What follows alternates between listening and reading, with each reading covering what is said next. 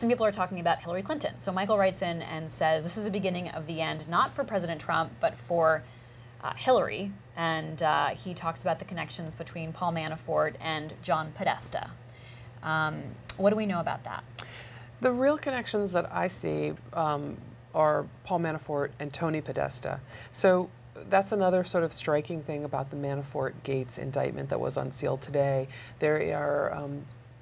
There is not an identification of these two companies, but we know who they are. They're described as Company A and Company B, and they're working with Manafort and Gates in a lobbying campaign for this former president of the Ukraine. Of course, the way that this was publicly described was that the lobby shops, these two major lobby shops, and one of them was the Podesta Group, the other was Mercury, as we reported earlier today. They were saying that they were representing this Brussels-based nonprofit, very innocent-sounding group that wanted to promote democracy and improve the image of the Ukraine abroad, and especially in the West.